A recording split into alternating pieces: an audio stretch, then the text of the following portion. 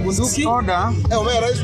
Na mimi nataka kusema hivi ya kwamba kila mtu ameruhusiwa kufanya siasa zake, basi siasa ya kudanganya watu ndio sipendi. Ya kwamba sidhani kama kuna Mkikuyu ambaye alienda kwenye mahakama kusia mambo ya ujenzi ya reli. Sidhani. Haipo. So sometimes ukizungumza siasa usikuje kujipendekeza kwa mambo ya ukabila. The only thing ambayo nimesikia watu wachache, si wa Kikuyu, watu wawili wachache ambao wanasema kwamba hawafai ati Wajaluo kupata maendeleo kwa sababu hawakujiindikia sana na nani na Mheshimiwa William Ruto. Kenya sio ya mama ya Gachagua. Asante. Kenya ni ya mama ya kila mtu. So hakuna ruhusa mahali Gachagua anaweza kutuambia ati wao kama jamii walikaa chini wakaweka mkataba na rais, lazima maendeleo isiende kwetu, maendeleo iende kwao. Unajua sometimes naangalianga watu wasemanga tunafanya siasa kumbavu sana. Then hawajenzi pia anashangaa. Hao pia ati wamekaa na Gachagua wanazungumza mambo ya corruption. Unazungumza na Muisi Sugu. Unamwambia unajua tunataka mtu ambayo inaweza tengeneza Kenya siibe. Na huyu ndio Muisi Sugu. Uhuru Kenyatta alimshika ambaye ilikuwa Mkikuyu mwenzake. Akiwa na kesi ya zaidi milioni 200. Ndugu zangu, tuache siasa ya fitina, siasa ya feelings. Hakuna mahali Gachagua anaenda. Gachagua jinsi alishatolewa, hakuna ofisi yoyote ambayo Gachagua inaweza hold Kenya until further notice hadi Yesu arudi Kenya hii. Ama urudi karibu Rumembe.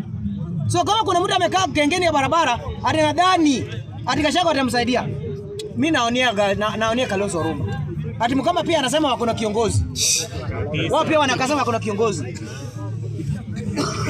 Munitajie chochote. My friend, nataka kusema bila uoga ya kwamba uwezi linganisha Kalonzo Musyoka na Mike Mbuvi Sonko. Uwezi. Mheshimiwa Mike Mbuvi Sonko uwezi linganisha na huyu mzee ambaye amekula Wakamba hapa muda mzuri. Uwezi. My friend, Sonko ni kiongozi. Sonko ni baba ya kila mtu. Sonko ndio kiongozi ambayo hana ukabila. Kama tunazungumza mambo kabila, ndio mtu anazambia tunajua sisi Wakamba atunaongozwa na Kalonzo, uende wapi akujengea tena jela nyingine. Bwana, the only man ambaye anasaidia Wakamba, nataka kuambia Wakamba for free. Kama mnataka mageuzi, mnataka agenda mpya, mwanzo mpya, maisha bora, kila kitu bora, mfuate kijana wenu Mike Mbuvi Sonko.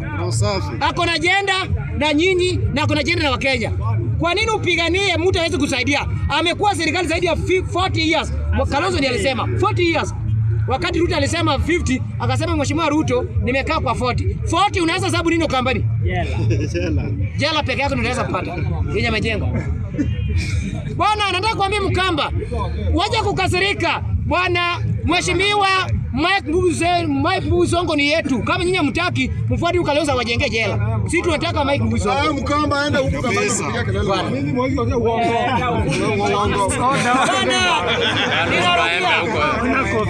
nataka kurudia. Hakuna haja tukereke. Uwezi linganisha Mike Mbuvi Sonko.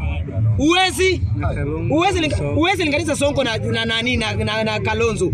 Bana usiku na mchana. Nini Kalonzo ako naye ambaye anasaidia vijana wa Kamba? Amesaidia nani Kenya? Uchukue Kalonzo, uchukue Mheshimiwa Mbuvi Sonko, then upimanishe.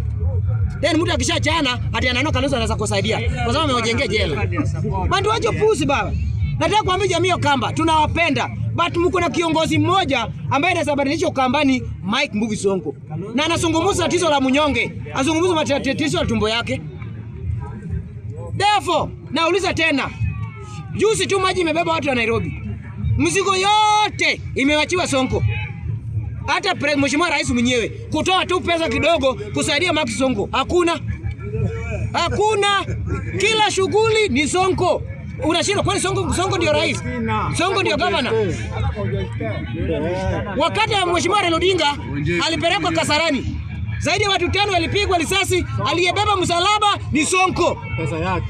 Hakuna pesa mtu alitoa, ni Sonko. Everything Sonko. Then Wewe unakuja hapa unataka kutuletea kipindi ya kabila. My friend, atukulo kabila. Kama kuna Mkenya lisi ambaye ana kabila